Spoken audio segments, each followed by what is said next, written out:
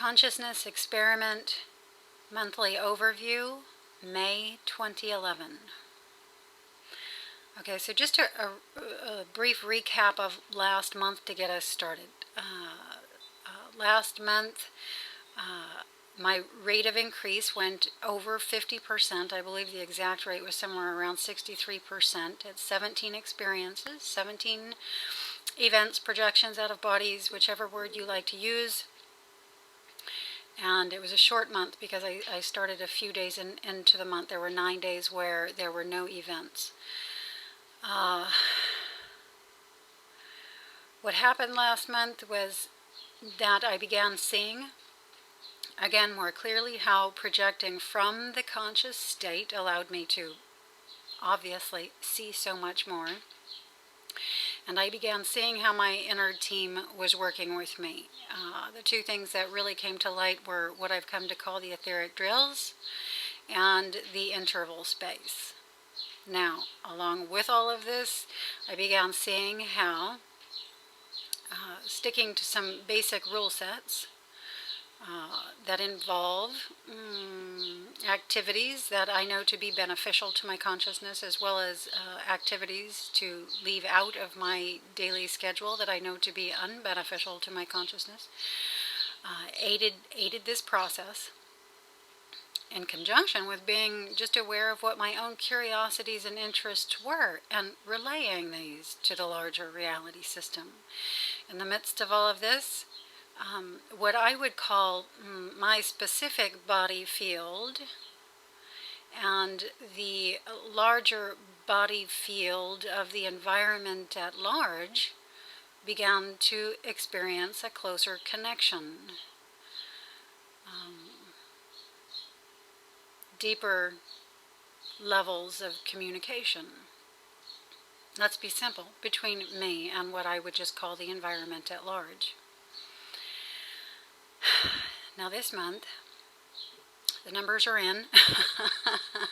I just did the count, and on 17 days of the month, I projected or went out of body.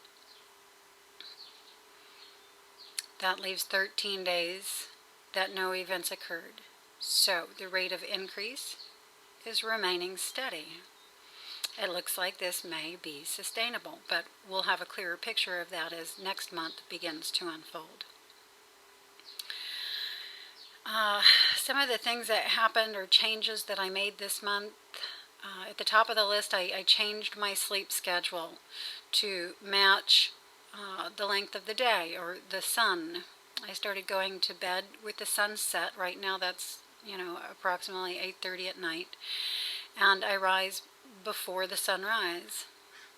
And this has made a huge difference. There's just so much that seems to happen between that 3 and 5 o'clock hour that beginning to rouse at about this time, I feel, making a huge difference. I got clearer on the sugars in my diet. I wasn't eating any sort of refined sugars, but I was eating some others, agave nectar, and pure, real maple syrup, raw honey. These are the ones that I can think of right at the top of the list. I did see that the only sugar source that I remained okay with, that did not seem to affect me, was the raw honey. So I've added the others to the list of sugars that are unbeneficial to the consciousness, and I'm continuing with the raw honey. Sugar is really important. I'm going to continue to stress sugar. This is one of the biggest consciousness lowering devices I think there is to man at the moment. It's amazing how powerful the substance actually is. And although I don't know any clear detail, I just can tell how it affects my consciousness. The more I pay attention to this process within this experiment, the more aware I become in the night, the more clear I become in the night, the more clear I become in the day.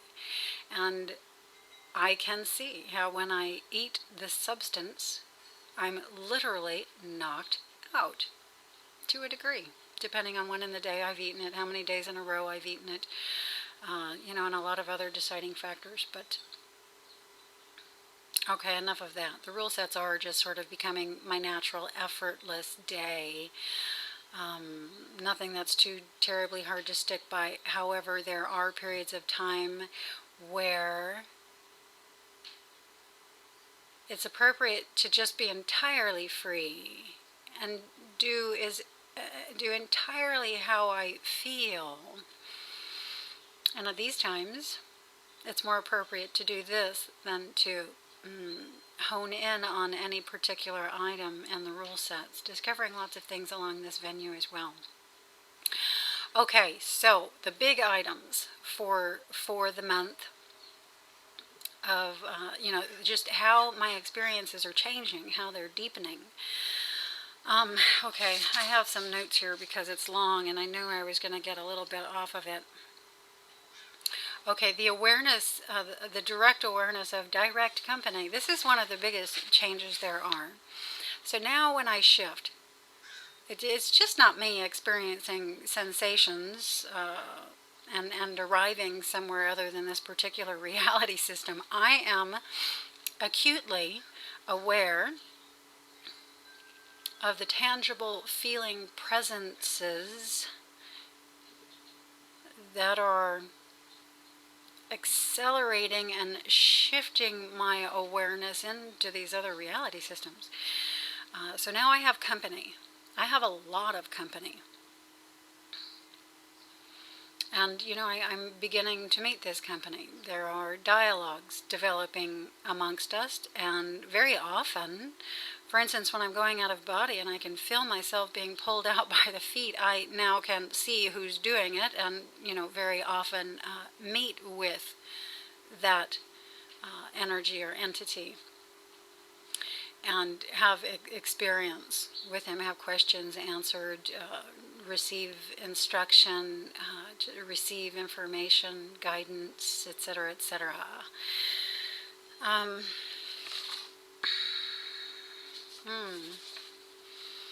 The communications between myself and these energies and entities is becoming more factual, more actual, more valid. For instance, the other night, as an example, when I was in the non-physical, and just what is now my standard dream state, which I will go ahead and mention here, is very close to the lucid dream state.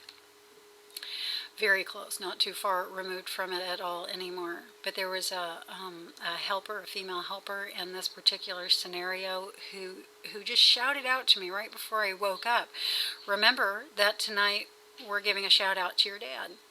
And the next night, darned if I wasn't with my dad. So that bit of information, that communication actually turned out to be factual. Something that actually did come to pass. I'm also told a bit in advance things that may happen, potentially may happen in the physical reality. It could be this particular physical reality system or a parallel physical reality system. And these can be a bit harder to read, and I may go into it in some of my future logs as this continues to progress. Right now, I will just briefly mention that. I'm also beginning to shift in new ways. There are just so many ways to make the shift, so many experiences of it. It's really fascinating. A lot of my keying in is on the shift itself, on transitions, on movement, experience, tangible sensation, etc. And sometimes my shifts are becoming very seamless. It seems like I'm really letting go of any grip I have on this particular reality system, and it's making it easier for my consciousness to just seamlessly shift into another. And this is really hard to catch when it happens. More often than not, I miss it, but I am catching it on occasion, and therefore being consciously aware of it here in this physical reality system. Very cool. The thing I'm working on, probably the strongest right now, is being able to hold the simultaneous awareness of being in multiple locations. I, of course, can do this when I shift into the non-physical environments, but to date have not had much capacity for it from the physical reality.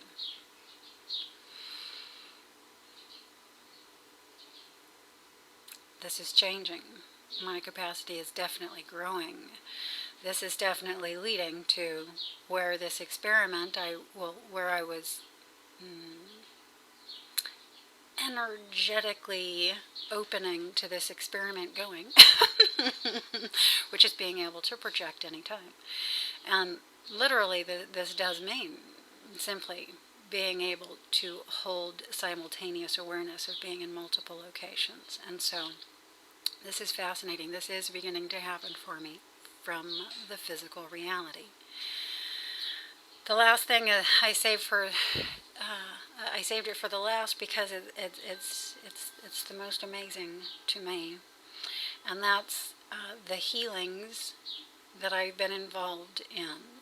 The inner energy center alignment that lets through the energy people often call the Kundalini is expressing through me in a healing fashion in various ways. And I'm being invited to consciously participate in these healings. I've been sinking into a very deep state of joy in its regard, and really coming into a fuller view of my purpose for being here, which is in this venue. Okay, the computer's already starting to heat up, so this is it for the month of May. I will see you again for an overview at the end of June, beginning of July. Have a great month. I will see you soon.